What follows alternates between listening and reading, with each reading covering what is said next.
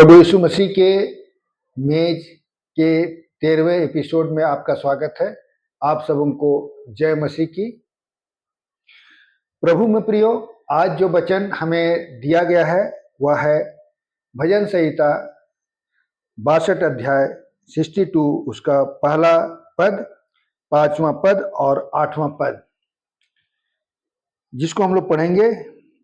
सचमुच मैं चुपचाप होकर परमेश्वर की ओर मन लगाए हूँ, मेरा उद्धार उसी से होता है।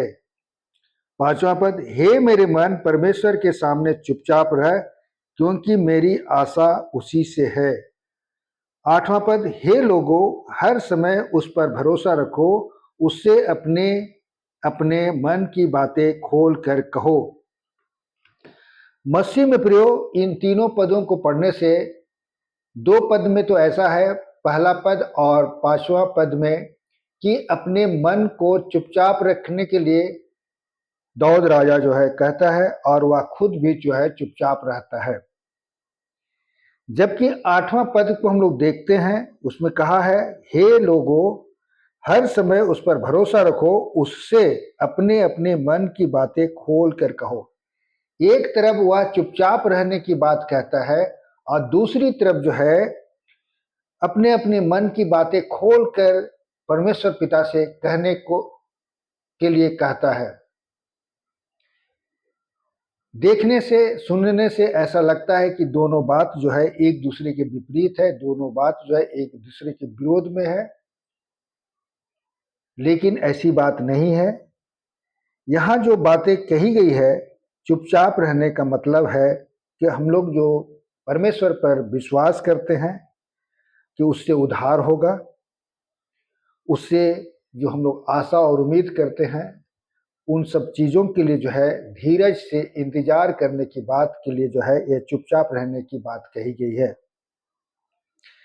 जबकि 8 में कहा गया है कि उससे अपने अपने मन की बातें खोल कर कहो। सचमुच यह परमेश्वर का वचन निर्मल है, दोधारी तलवार की तरह है, और वह सिद्ध है। इसमें कहीं कुछ भी मिलावट नहीं है। इसलिए जब हमें कहा गया है कि अपनी मन की बातें परमेश्वर के सामने खोल कर कहना है, यदि हम दुखी हैं, डिप्रेशन में हैं, बीमार हैं, तो परमेश्वर से अपनी सारी बातों को जो है खोल कर कहना है। अगर हम लोग आर्थिक घटी में हैं, आर्थिक कमी में है, आर्थिक स्थिति हमारी नहीं है, नौकरी की तलाश में है, विवाह के तलाश में है, स्पिरिचुअल ग्रोथ नहीं हो रहा है, उसके हम लोग लगे हुए हैं, तो हमें परमेश्वर पिता के सामने उन बातों को खोल कर रखना है। अगर हम लोग नौकरी में प्रमोशन का इंतजार कर रहे हैं और हमें प्रमोशन नहीं हो रहा है, तो ऐसी बातों को जो है परमेश्वर पिता के सामने खोल कर रखना है। स्टूडेंट के लिए एकेडमिक एग्जामिनेशन का बोझ है, कॉम्पिटिटिव एग्जामिनेशन का बोझ है, उनकी तैयारी में लगे हुए हैं, तो उनके लिए भी जो है परमेश्वर पिता के पास आना है और प्रार्थना करना है। परिवार में अगर असंतुष्टि है, परिवार में क्लेश है, कलह है, पति पत्नी के बीच में खटास है, और जो है बात इतनी तक कि वह जो है तलाक तक आ गया है, तो परमेश्वर पिता से हर एक बात को जो है खोल कर कहना है। आज मैं एक प्रभु के दास की वीडियो देख रहा था, उसमें उसने डाइवोर्स के बारे में बताया कि एक पत्नी जो है वकील के पास आती है, वह कहती है कि मेरा पति जो है मुझे डाइवोर्स देना चाहता है और हम दोनों डाइवोर्स लेना चाहते हैं। ऐसे समय में क्या कहा कि डाइवोर्स का ग्राउंड क्या है? तब पत्नी कहती है कि उसके पास जो है 20 एकड़ जमीन है, ग्राउंड है। जब उसे कहता है कि तुम्हारे पास कोई गर्ज है, कोई द्वेष है, ईर्ष्या है, डाह है, तो वह कहती है हाँ, हमारे पास गर्ज नहीं है, हमारे पास कार रखने के लिए पोर्टिको है। और जब उसे कहते हैं कि क्या वह तुम पर हाथ उठाता है, तो कहती है सुबह मैं जल्दी उठती हूँ।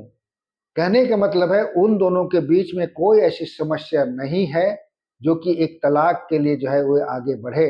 या असंतुष्टि, तब जो है वकील साहब कहते हैं कि आखिर बात क्या है, प्रॉब्लम क्या है?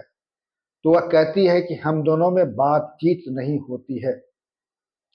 मसीह में प्रियो, बातचीत नहीं होने से हमारा पारिवारिक जीवन बिगड़ सकता है, हमारी पति पत्नी का जीवन बिगड़ सकता है, हमारे बच्चों के साथ का संबंध बिगड़ सकता है, हमारा पड़ोसियों के साथ का संबंध बिगड़ सकता है, हमारे कलीसिया में जो लोग हैं उनके साथ का संबंध बिगड़ सकता है।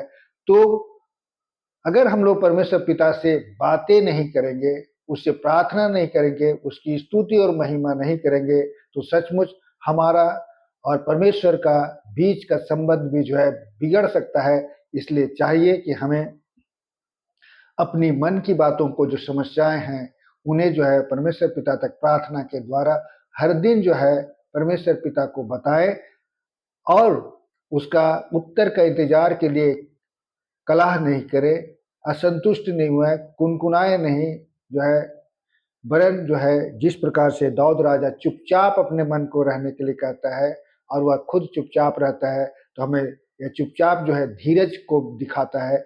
हमें परमेश्वर पिता का उत्तर के लिए जो है धीरज से इंतजार करना है। परमेश्वर पिता इन वचनों पर बहुतायत से आशीष देवे और आपका आपका हर एक समय जो है आशीषित हो। आपका घर, आपका परिवार, आपका बिजनेस, आपका नौकरी, आपका पढ़ाई लिखाई, आपका जितने कुछ भी आपका प्रोफेशन है, सभी चीज़ जो है ब्लेस्ड हो। और लेकिन यही चाहिए कि हमें अपने मन की बातें परमेश्वर के पास में खुल कर रखना है और इंतजार धीरज के साथ करना है, चुपचाप रहकर। परमेश्वर पिता इस वचन पर बहुतायत से आशीष देवे। आमीन। सबको फिर से जय मसीह की।